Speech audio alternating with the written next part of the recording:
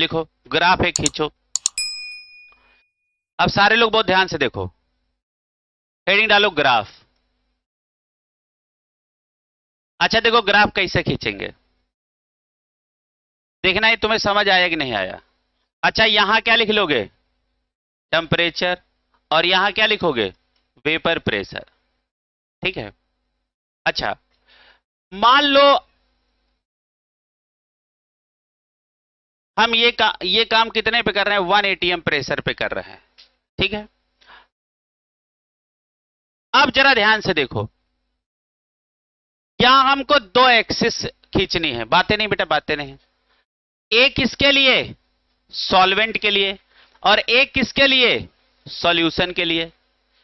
अच्छा बताओ सॉल्वेंट और सॉल्यूशन में फर्क किसका है, वेरी गुड, सॉल्वेंट और सॉल्यूशन में फर्क किसका है, किसका, सॉल्यूट का। अच्छा अब जरा ध्यान से देखो, जैसे हमने कहा एक ग्राफ ये देखो, थोड़ा ज्यादा सीधा हो गया क्या,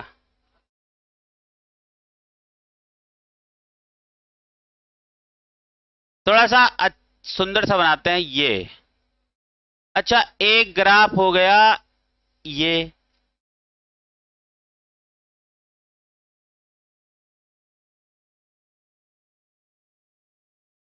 अब ठीक है, ठीक है। अब जरा ध्यान से देखो,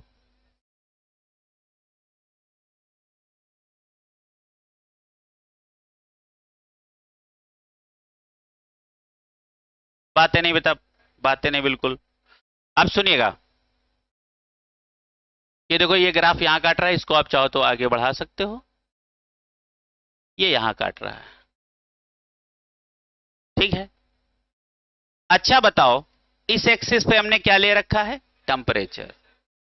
अच्छा ये टेम्परेचर ज्यादा बड़ा है कि ये। अच्छा देखो ऐसे ग्राफ बनाने के लिए हम क्या करते हैं, वेपर प्रेशर को हमने कांस्टेंट कर लिया। क्लियर है। जब तक किसी एक को कांस्टेंट नहीं करोगे तो वेरिएशन कैसे देखोगे। अरे चोर पुलिस जब आगे पीछे भागते हैं तो सवाल लगाने के लिए रोकना पड़ता है, चोरवा को नहीं रोकना पड़ता है, नहीं तो पुलिस वाला फिजिक्स लगा ले पकड़ ही नहीं पाएगा। समझ रहे हो। तो एक में वेरिएशन देखने के लिए एक को क्या करना पड़ता है, कांस्टेंट। ठीक है। अब सुनिएगा, अच्छा बताओ ये पॉइंट किसका है, ये पॉइंट है सॉल्यूशन का, ये पॉइंट किसका है, ये है सॉल्वेंट का, हाँ ही ना, क्लियर है। अच्छा बताओ सॉल्वेंट का हमने टीबी क्या माना था, टीबी, टीबी। सॉल्यूशन का हमने क्या माना था, टीबी डैश माना था, ये हो गया टीबी डैश, ये पॉइंट। तो बताओ ये दोनों के बीच का ये डिफरेंस क्या है, यही है डेल्टा टीबी। क्लियर है, पक्का। अच्छा अब हुआ क्या, हमने सॉल्वेंट में जैसे सॉल्यूट ऐड किया सॉल्यूशन बन गया और बॉइलिंग पॉइंट भी बढ़ गया। अब इसे तुम छाप लो, बस हो गया ग्राफ, ये है ग्राफ ये। चलो अच्छा पढ़ाई करो, ज्यादा मेहनत इसी में ना करो, चलो अच्छा बना लो ग्राफ बना लो। अच्छा बताओ colligative property depends on number of particle, ना कि नेचर ऑफ पार्टिकल। अब देखो कितनी सुंदर लाइन लिखा है एनसीईआरटी में, मैं पढ़ के सुनाता हूं। Similar to lowering in vapour pressure the elevation in boiling point also depend on number of solute molecule rather than their nature. देख रहे हो, अब हमने इसी को पूरा एक सिस्टम बना के लिखा दिया। ठीक है, हमने उसका शब्द नाम लिया पार्टिकल। क्या लिया, अब अपने पार्टिकल में तो सब कुछ आ गया, लेकिन हमने यहां पार्टिकल में दो चीजों को कंसीडर किया, एक मॉलिक्यूल, और कौन सा molecule, that is solute molecule, है ना, और दूसरा हमारा क्या है, आयन। और हमने देखो आपको लिखाया है, क्या लिखाया है, किस पे डिपेंड करेगा वो लाइन, किस पे डिपेंड नहीं करेगा वो line.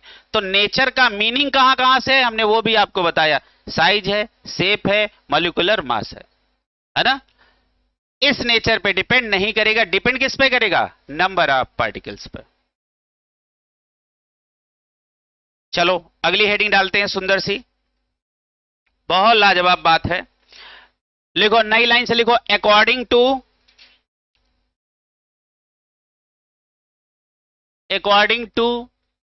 Raoult's law, according to Raoult's law, comma करके लिखो, according to Raoult's law, elevation in boiling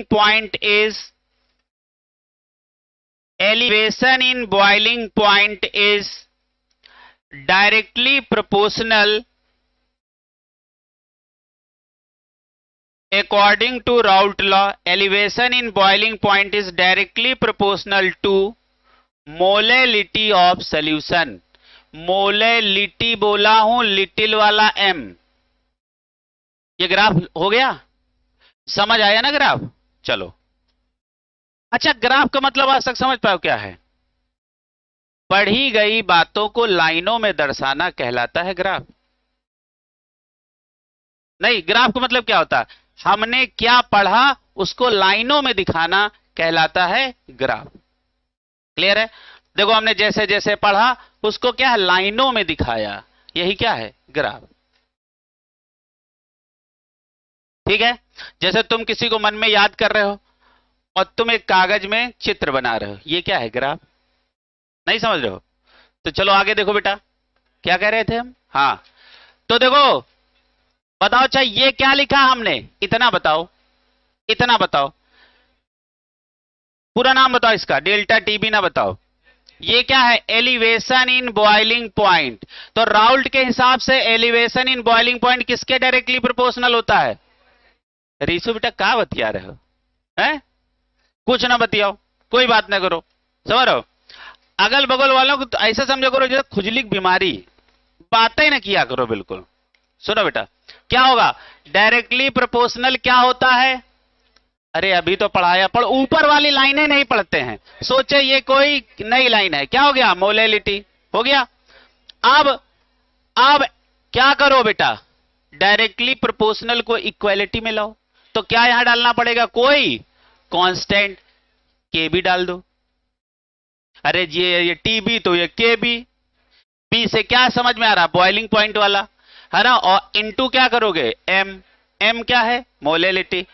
अब इस फार्मूले थोड़ा बड़ा करो, तो क्या लिखोगे, डेल्टा टीबी इक्वल टू के बी इंटू वेट अपान मॉलिकुलर वेट, किसका, सॉल्यूट का, इंटू 1000 अपान डब्ल्यू बी। देखो, ये छोटा फार्मूला, ये बड़ा फार्मूला, ठीक है? हाँ, और बड़ा कौन सा फार्मूला बताओ? हाँ, कमी नहीं है। चलो अच्छा लिखो, चलो, हाँ, यस यस, व्हाई नॉट।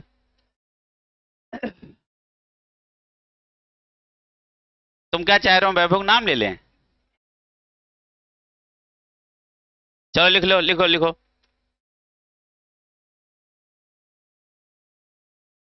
ठीक है, अच्छा यहां देखो, सब कुछ मालूम है, कौन क्या है?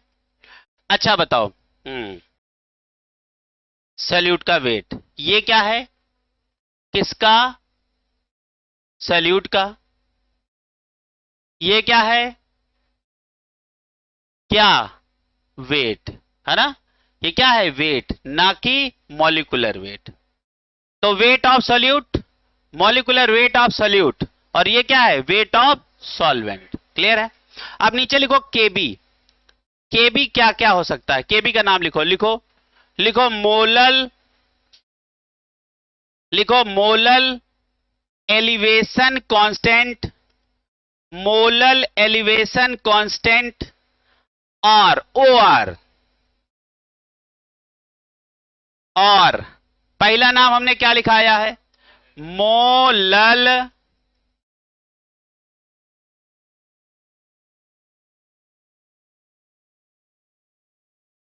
दूसरा नाम, अच्छा इसका बताओ, हाँ, एब्लियोस्कोपिक कांस्टेंट। यस, मान लो ये नाम लिख के वहां आ गया, है कि नहीं? हाँ, चलेगा, चलो अच्छा आगे बढ़ो। अच्छा एक बात बताओ, इफ m इक्वल टू हो जाए 1, इफ m इक्वल टू क्या हो जाए 1। अच्छा m इक्वल टू 1 का मतलब क्या है? एक मोल, एक मोल 1 किलो सॉल्वेंट में मौजूद है। मोलेलिटी 1 का मतलब क्या होगा? एक मोल 1 किलो सॉल्वेंट के अंदर मौजूद है। पक्का है? तो लिखो इफ m इक्वल टू 1, ठीक है। तो बताओ फार्मूला अपना डेल्टा टीबी वाला क्या बना, बताओ बेटा? इक्वल टू केबी।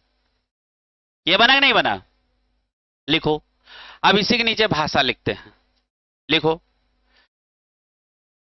लिखो मोलल एलिवेशन कांस्टेंट, लिखो मोलल एलिवेशन कांस्टेंट, या इसी का दूसरा नाम क्या है?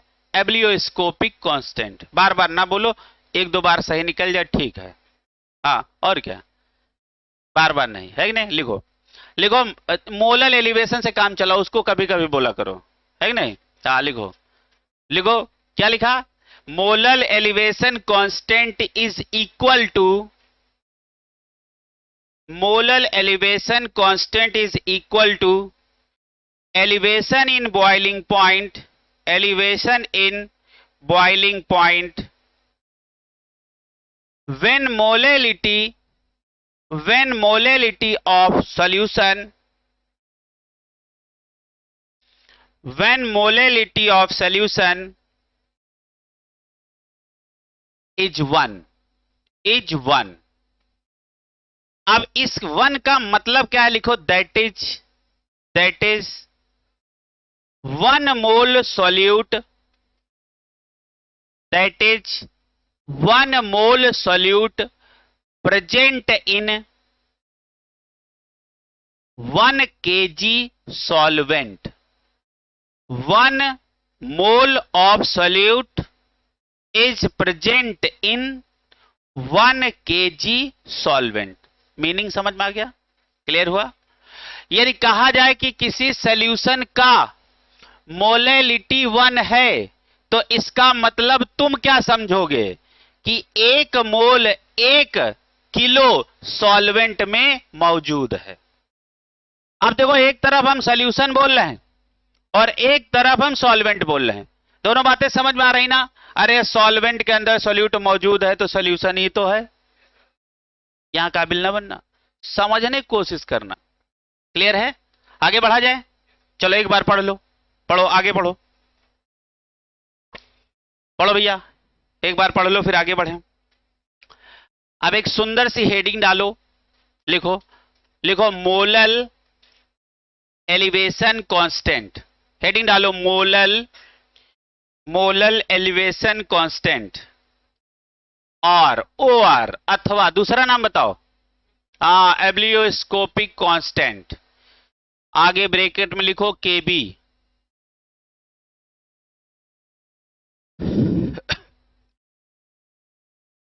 लिखो लिखो KB is a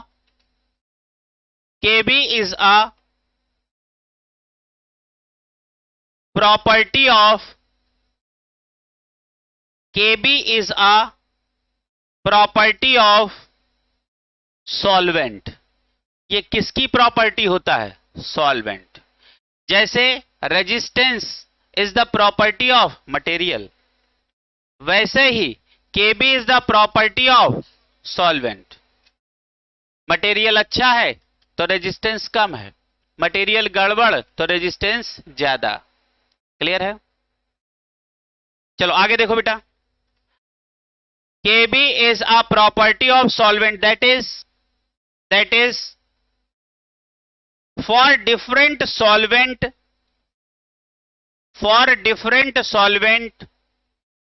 value of Kb will be different। नई सुंदर लाइन से लिखो, स्टार लगा लो, ये सवाल आएगा। लिखो लिखो it is an intensive property, it is an intensive property. अब इंटेंसिव प्रॉपर्टी पे गोला लगा के एरो लगा के लिखो, ये क्या है? लिखो लिखो, mass independent property is known as, लिखो, mass independent property is known as intensive property. जो मास पे डिपेंड ना करें वो प्रॉपर्टी इंटेंसिव होती हैं, और मास डिपेंडेंट प्रॉपर्टी का नाम होता है एक्सटेंसिव प्रॉपर्टी। क्लियर है? ये हम आपको थर्मोडायनेमिक्स में पढ़ाएंगे। ठीक है? तो इंटेंसिव प्रॉपर्टी, जितने फिजिकल कांस्टेंट हैं, all physical constant is intensive property. तो चाहे तो लिख लो, थोड़ा ज्ञान बढ़ा लो, लिखो ऑल फिजिकल कांस्टेंट। जैसे कोई कहे इक्विलिब्रियम कांस्टेंट, नाम आ गया ना कांस्टेंट, धीरे से बोलो इंटेंसिव, मतलब एकदम जोर से बोलो। क्लियर है? कोई भी कांस्टेंट आ जाए सब क्या होगा? Intensive property. लिखो ऑल फिजिकल कांस्टेंट, लिखो बेटा ऑल फिजिकल कांस्टेंट, और आगे एरो लगा के लिखो इंटेंसिव प्रॉपर्टी। तो बताओ सारे कांस्टेंट निपट गए? क्लियर है? तो लिखो बेटा, स्टार लगा के नई लाइन से लिखो, the value of KB can be determine, लिखो बेटा, the value of KB, the value of KB can be determined from thermodynamics, can be determined from thermodynamics. ठीक है? तो चलो कुछ केबी के फार्मूले लिख लेते हैं। केबी का पहला formula R TB square upon 1000 LV, पहला फार्मूला। लिखो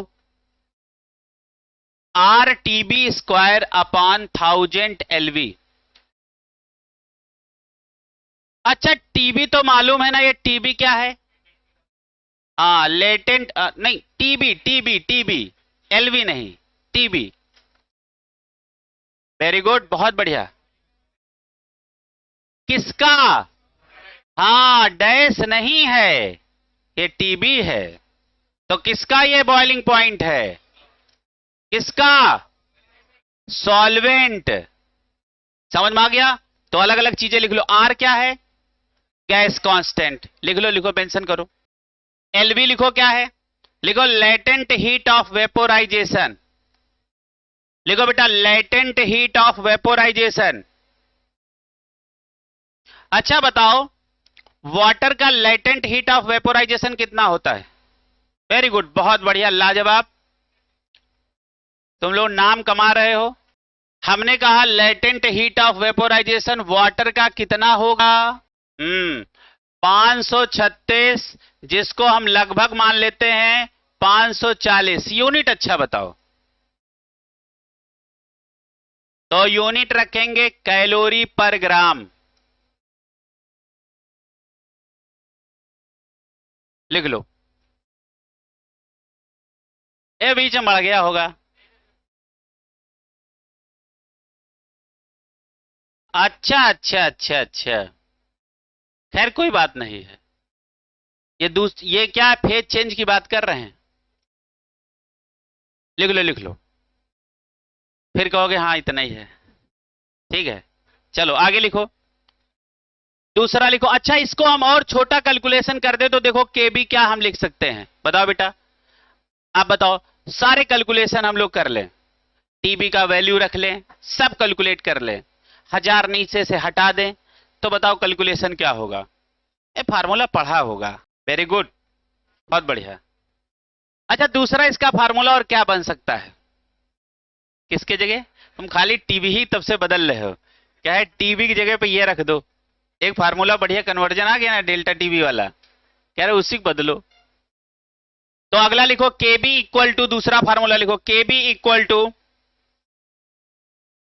0.002 टीबी स्क्वायर अपान एलवी।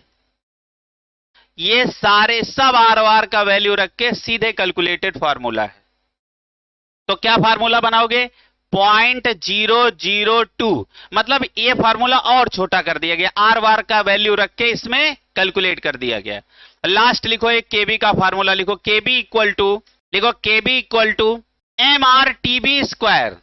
क्या यही तो नहीं समझ में आया?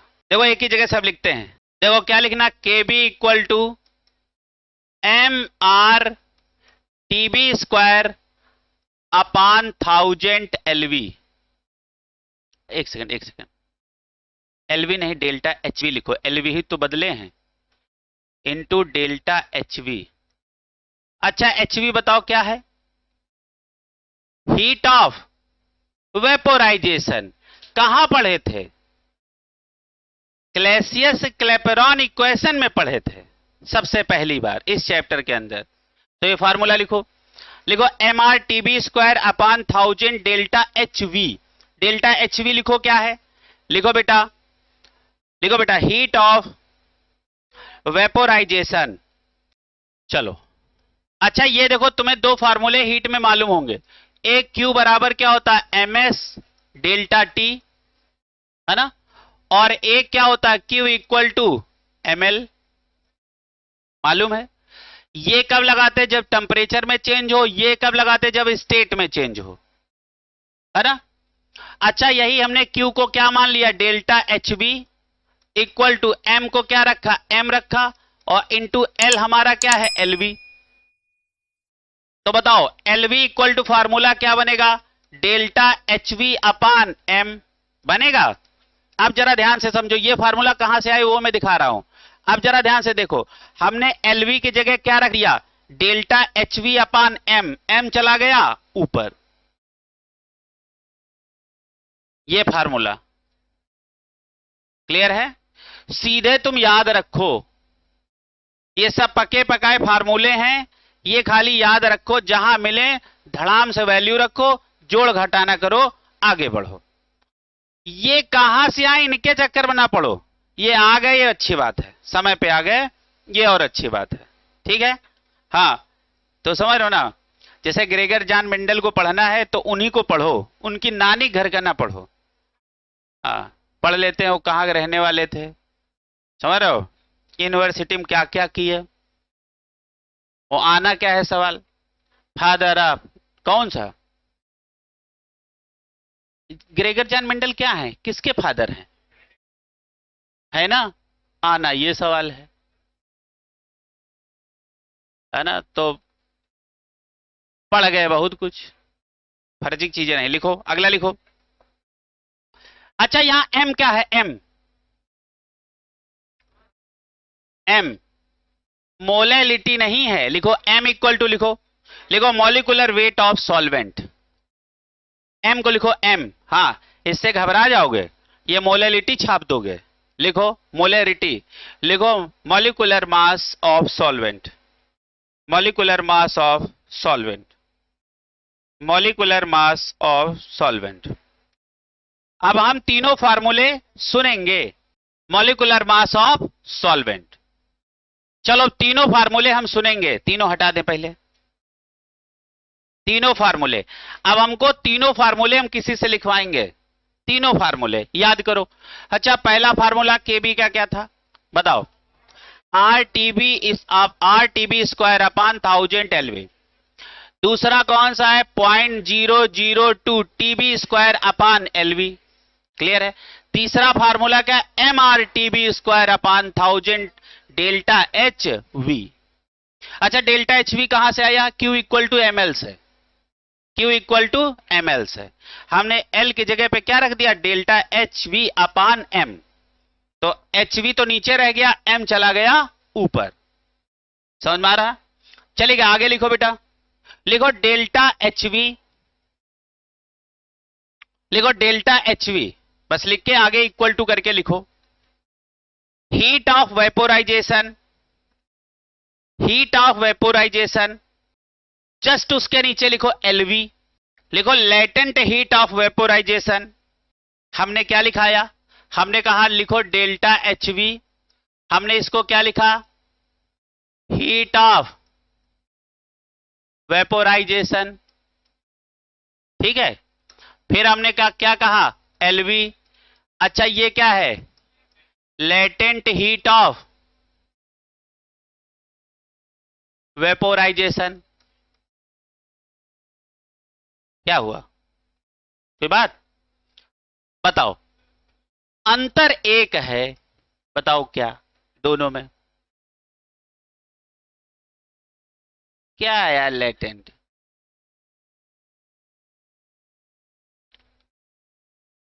क्या चेंज है बताओ वैभव। दोनों में थोड़ा सा बेसिक चेंज है, एक है हीट ऑफ वेपोराइजेशन, एक है लेटेंट हीट ऑफ वेपोराइजेशन। दोनों में अंतर बताओ। बता दिए, आज तो तुम समझ लो, केमिस्ट्री तो ठीक है, फिजिक्स भी ठीक है, क्योंकि ये वो बातें चल रही जो दोनों में कॉमन चल रही हैं। राहुल बताओ, सोचो विचार करो। हाँ, कोई विचार करो, बहुत बेसिक डिफरेंस है। Very good. हाँ हाँ ठीक, हाँ वेरी गुड, यही बात थी। हाँ, इसका ये होता है कैलोरी पर मोल, और ये होता है कैलोरी पर ग्राम। ये 1 ग्राम के लिए बोलता है, वो 1 मोल के लिए बोलता है। समझ में आ रहा, तो इसको लिखो, यह बहुत बेसिक डिफरेंस है।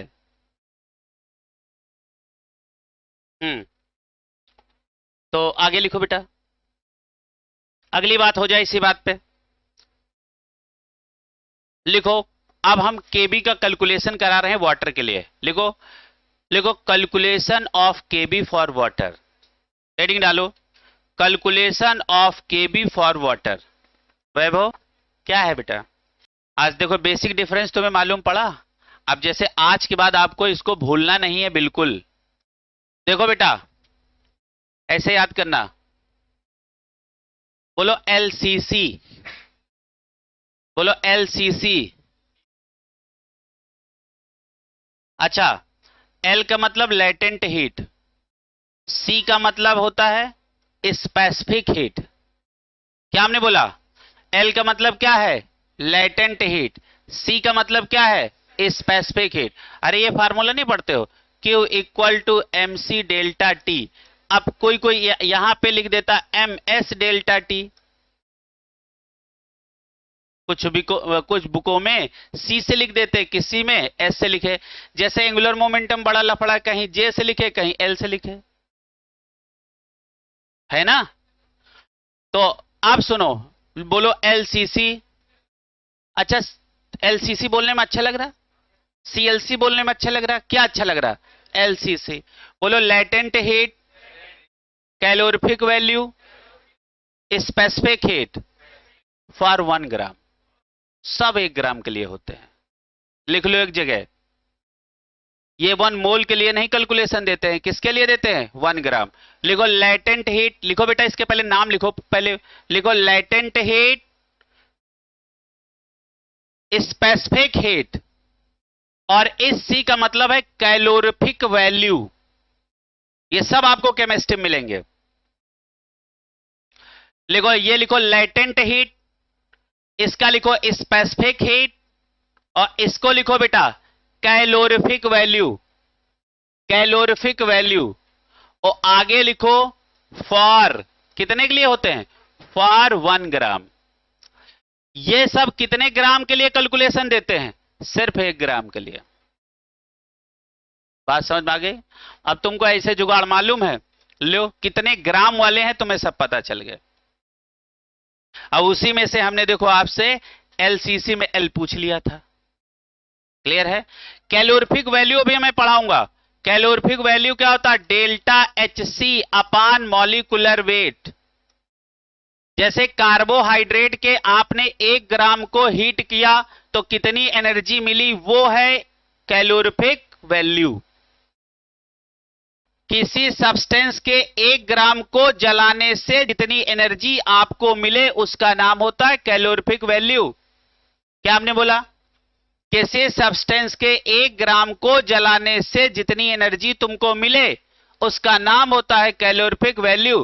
तो कैलोरीफिक वैल्यू किसके लिए कैलकुलेशन दिया? 1 ग्राम के लिए, ना कि 1 मोल के लिए। ये बहुत बेसिक बात है। ये तुम अभी देखो, जिन बच्चों के समझ नहीं आ रहा होगा वो हल्के में ले रहे होंगे, होता होगा कुछ। ये बहुत बड़ी बात है, समझ में आ रहा? चलेगा, लिखो। कैलोरीफिक वैल्यू का मीनिंग समझ में आ गया? जैसे हमने 1 ग्राम कार्बोहाइड्रेट लिया और उसको जलाया, जितनी एनर्जी हमको मिली उसी का नाम है कैलोरीफिक वैल्यू। जैसे हम खाना खाते हैं, फिर हम पचाते हैं, फिर जो एनर्जी हमको मिलती है हम वही मौज लेते हैं। क्लियर है? तो ये कैलोरीफिक वैल्यू हमको किसका कैलकुलेशन देता है? पर ग्राम का, कि हमने कितने ग्राम खाया, उस पर ग्राम के हिसाब से हमको वैल्यू, कैलोरीफिक वैल्यू मिलती है। 250 ग्राम खाए, 2.5 कुंटल खा गए, तो 250 ग्राम का मतलब नहीं है 250 ग्राम का 1 ग्राम ने क्या एनर्जी दिया, वो कैलोरीफिक वैल्यू है।